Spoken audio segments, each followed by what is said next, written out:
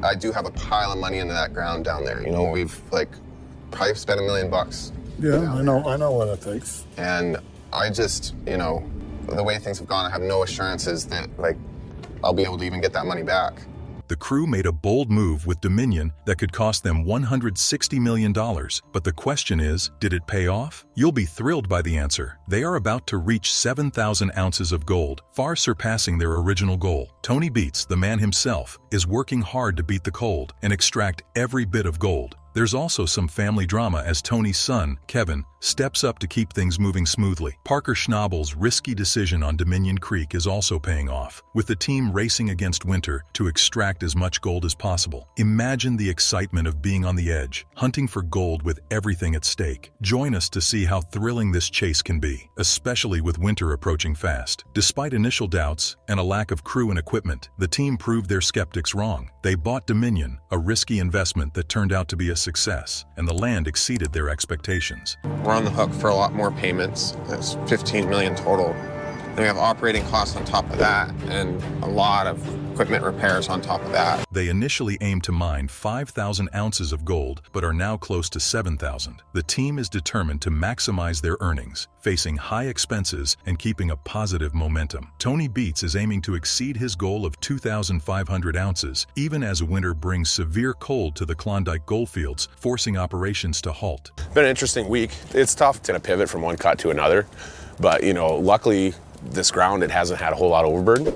And Brennan, you were able to get in there and start stripping right away and keep us going. His relentless drive to operate 4 plants simultaneously is a first in his career. Family dynamics add to the story, with Kevin, Tony's eldest son and chief mechanic, temporarily leaving the family business due to disagreements but returning to help. Kevin successfully installed new steel screens in the plant, making reassembly smoother. With the hopper feeder and spray bars in place, they are pushing to get the plant running, and the addition of the water line allows 2 plants to operate simultaneously, increasing their chances of earning more before the season ends. As Kevin turns his attention to getting the dredge operational for gold mining, the team remains optimistic despite the approaching cold weather that threatens to freeze their equipment and delay operations until spring. Parker Schnabel invested $15 million in a bold plan to mine Dominion Creek, and it has yielded 6,820 ounces of gold so far, getting close to his goal of 7,000 ounces. As winter looms, the team is working hard to extract as much gold as possible from the remaining ground in the money pit. They hit a snag when a rock jammed the pre-wash system, stopping their only operational wash plant. The team swiftly cleared the blockage and replaced the damaged impact boards, which are crucial for processing the heavy rocks. Despite the setback, they got the plant running again within 4 hours. Parker urged his crew to push through and finish strong, knowing they have limited time left in the season and harsh weather is approaching.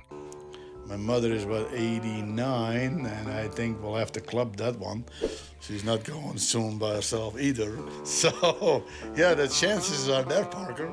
Nearby, Rick Ness faced his own set of challenges, trying to turn around a difficult season in the last week after a year of significant personal and financial struggles. He believed they had enough dirt from Rally Valley to reach 1,000 ounces, but knew nature might halt their progress. Rick is at a critical juncture in his mining career, with the success of his Rally Valley operation determining his future. To meet his target of 1,000 ounces of gold, he needs a record-breaking haul of 176 ounces before winter sets in. If he fails, financial constraints might force him to quit mining. For Rick, the stakes are high not just for his future, but also for the livelihoods of his loyal crew, whom he considers the best he has ever worked with. Winter is approaching quickly, and his team is in a race against time to find more gold before the freezing weather halts their operations. But determined to get as much gold as possible before winter, Rick is pushing Monster Red, his largest wash plant, to its limits. He is focused on processing a massive pile of pay dirt from Rally Valley. With time running out and the harsh winter threatening to stop them early, Rick's strategy involves running 2 wash plants to maximize gold recovery. This requires relocating a crucial pump from Rally Valley to handle an additional 100 yards of pay dirt per hour through the Rocky wash plant. The pressure is on as Rick and his crew scramble to set up Rocky with the relocated pump, aiming to keep both plants operational to reach their gold target. This final push is not only a financial necessity, but also a personal challenge for Rick, who wants to prove to himself and his crew that they can achieve their ambitious goal. When an excavator bucket unexpectedly detaches, the team quickly implements a temporary fix, showcasing their resourcefulness and commitment. This quick response is crucial to keeping their operations running and getting closer to the 1,000-ounce mark. Rick's decision to run 2 plants in the final days of the season reflects his all-or-nothing approach to mining. We're not ready to give it to you.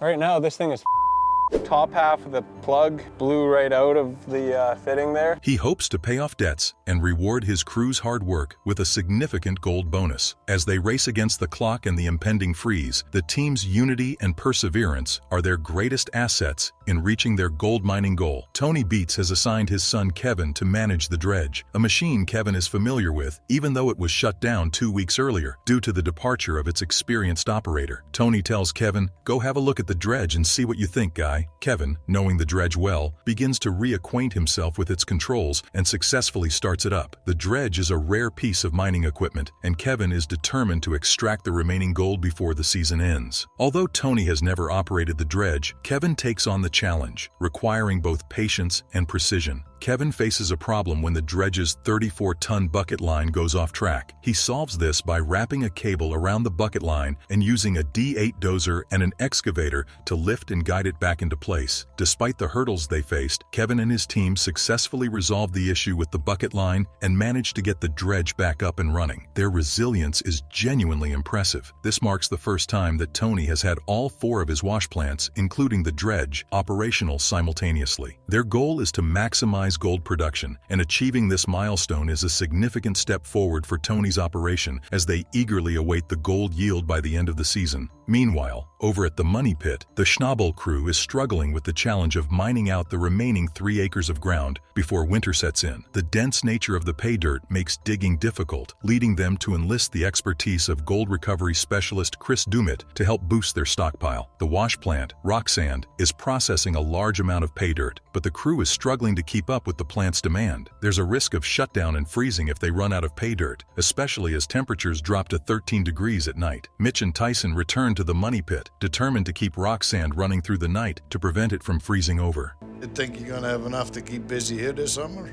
We have a lot going on. That's part of the reason I wanted to talk to you. Right now we're stripping up to your line, and you've still got a couple claims on the bottom end of that. Their effort is a race against time and the cold, aiming to ensure continuous operation and avoid prematurely ending the season. As the cold becomes harsher, every bit of dirt they dig up is filled with hope. Will the icy ground yield its gold, or will their dreams be buried under snow? It's a race to find the last gold before the deep freeze sets in. The crew digs urgently, knowing that keeping their wash plant running is crucial. If the plant freezes, it won't operate until the next spring, setting them back significantly. They focus on the careful task of moving the dirt into the feeder 1 scoop at a time to keep the process going. Tyson operates a D10 dozer, tackling the challenge of clearing fine tailings, which are sandy waste materials accumulating and posing a threat to halt operations by clogging the site. Despite spending a day clearing these tailings, they've built up again, indicating the severity of the situation. As Tyson tries to manage the tailings, he finds himself stuck in a slurry of waste, complicating the situation further. With the dozer trapped, there's a risk of having to shut down the wash plant if they can't promptly remove the obstruction. To free the stuck dozer, Tyson, Mitch, and another crew member strategized to dig out the surrounding material, hoping to provide enough leverage for the dozer to push through the soft, swamp-like tailings. Despite their efforts, the dozer remains stuck, with every attempt to move it sinking it deeper into the slurry. In a final attempt, Mitch endeavors to shove the dozer from the rear, eventually dislodging it and allowing operations to resume. With the immediate crisis resolved, the team redirects their focus to processing pay dirt, mindful of its dwindling volume. Their successful efforts to keep the plant operational overnight result in a substantial amount of pay dirt ready for processing the next day. Their current objective is to pass all the dirt through the wash plant to meet their season's target. Meanwhile, at Tony Beets' Indian River mining location,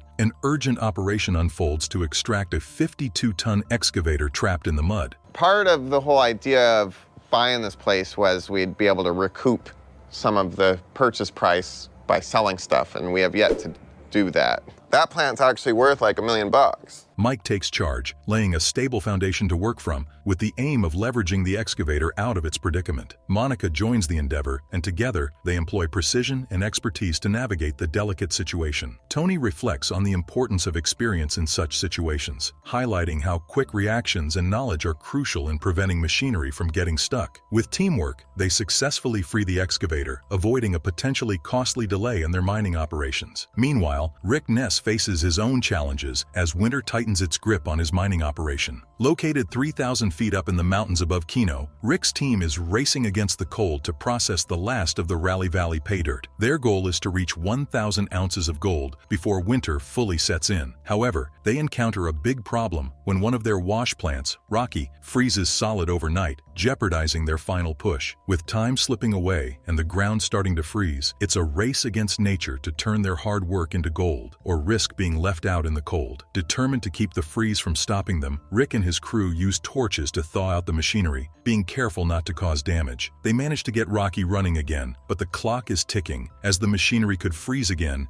if not kept running continuously. The team comes together to feed Rocky with pay dirt, hoping this last effort will be enough to meet their season's goal. Adding to the urgency is Buzz Legault's personal situation, with his wife seriously ill. A successful end to the season, and the resulting bonus, would be a significant help for them. With time running out, the team is driven not only by the desire for financial gain, but also by the need to support one of their own in a difficult time, as Rick and his crew work tirelessly to finish processing the Rally Valley stockpile. That's a whole different ball game for us. We're moving over 60 feet overburden in a lot of places. That's a lot of junk material to move. It's going to be expensive. The pressure mounts, the weather worsens, and time is slipping away. However, their determination remains steadfast. They're committed to finishing strong, ensuring that all their efforts over the season result in a tangible reward, both for themselves and their teammates. Meanwhile, at Tony Beets' Indian River mining site, the team is nearing completion of work. Parker and his crew can clearly see the divide between the processed and unprocessed ground, symbolizing their progress. Despite facing personal challenges, they've made significant strides, and the end of the season is in sight. As the line of pay dirt runs out, it signals a successful wrap-up of their operations in this area. Tyson, a key member of Parker's team, is called over to witness the final stages of mining at Dominion Creek. The visual contrast between the worked and untouched areas is stark, indicating that their job is nearly done. This moment holds significance for the crew, as it represents the end of their hard work throughout the season. With hopes of reaching their gold target of 7,000 ounces, the team feels a mix of accomplishment and anticipation as the last of the pay dirt is processed. Chris, another crucial team member, is informed that the cleanup process at Rock Sand is ready to commence. This cleanup is crucial as it will determine if their seasonal efforts have paid off. Mitch expresses his appreciation to Chris for his dedication and hard work, acknowledging the challenges they've tackled together. Chris is then urged to head home early to spend time with his family, highlighting the balance between personal commitments and professional accomplishments. Meanwhile, Rick is nearing the end of processing his Rally Valley pay dirt with Monster Red, his wash plant, putting in a full day's work. As they reach the end of the stockpile, it marks the conclusion of their season's work, shifting the focus to the cleanup. For Rick, this cleanup represents his final chance to achieve his goal of 1,000 ounces, which would allow him to settle his debts and secure his return for the next season. However, Rick finds himself in a tight spot with his landlord, Troy Taylor, facing a hefty financial obligation. He must scrape together $400,000 to secure his mining ground in camp, or risk losing it altogether. So what that's not even all that